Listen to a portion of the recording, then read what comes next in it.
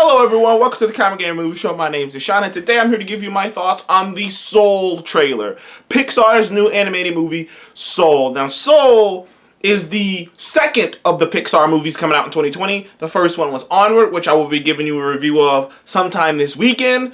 And the second one would be Soul. Now, Soul, by its name, is about a jazz teacher who has aspirations to be a big-time jazz musician. Jazz musician. He's actually voiced by Jamie Foxx, which should be fun.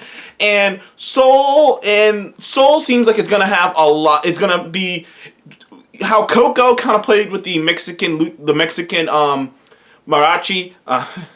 I always say that. I always say that word wrong. How they played with the music and whatnot. And Coco, it seems like they're gonna do the same thing with this, but replace that with jazz in this movie. But Soul is about like I said, a jazz teacher who has aspirations to be a famous jazz player, and he finally gets his big break. He's excited, he's not paying attention, and he falls down a manhole and he dies. Now, as you discover throughout the trailer, he's not quite dead. He's on the brink of death. Basically, he's in a, what's the word I'm looking for? He's basically in that point where, you know, you've seen the scene in movies all the time where it's like, oh, well, he might pull through, he might not pull through. If he's strong enough, maybe he'll pull through. You know, he's in that 50-50 spot, but his soul leaves his body and goes to the afterlife. Now, this is going to be a very interesting movie. First of all, this movie looks like it's going to be touching the afterlife, death. I mean, the first thing you see is him go into this huge, massive line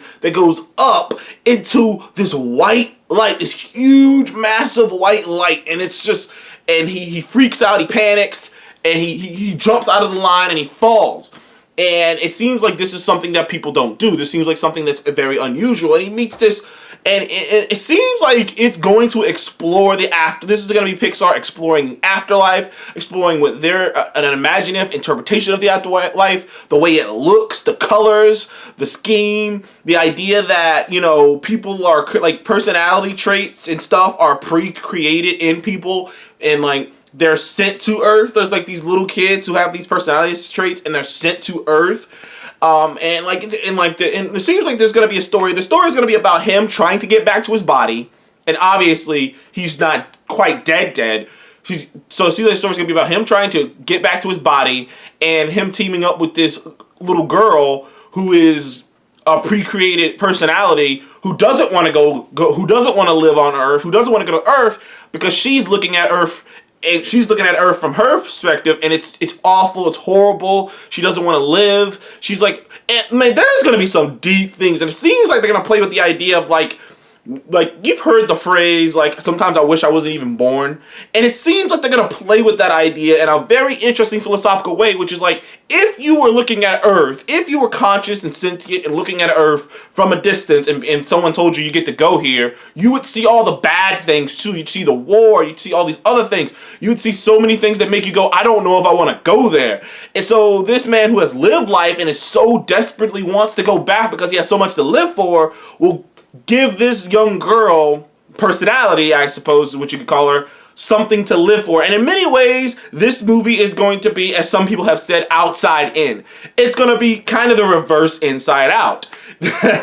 In the sense that Inside Out was talking about internally what you were dealing with, and internally what you go through, and internally with how things work, and all these emotions, and how your brain works. And it was such a fantastic movie. It's one of the best movies. It's one of the best animated movies of all time, Inside Out, with the themes and the ideas and growing up and all these different things, and how your mind works and how your mind changes and things of that nature. And it seems like this is going to be the opposite of that, is the macro, how much life is worth living, or how much or how bad things are, or should you be worth living. This seems like this is going to be this feels like, just from the trailer, a Pixar classic.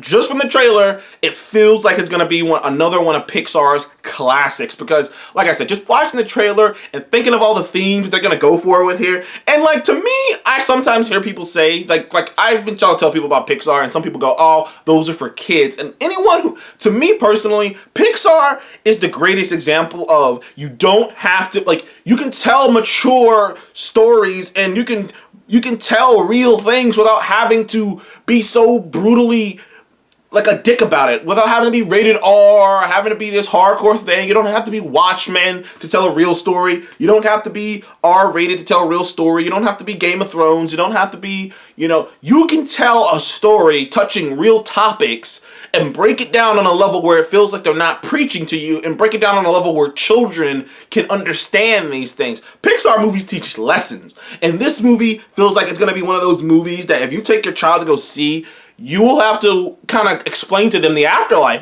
Because like I say, Pixar isn't scared to really touch many things. And Toy Story 3 obviously showed they wasn't as afraid to pitch the idea to children that your childhood could die.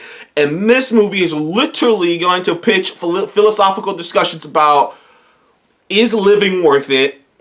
And how much do you want to live? And how much are you missing if you don't live? And how much should you do? And I feel like all of those things are going to be very interesting. They're going to be very fun. I can't wait to see Soul. I did not catch the date that's going to be released. Someone comment below where it is.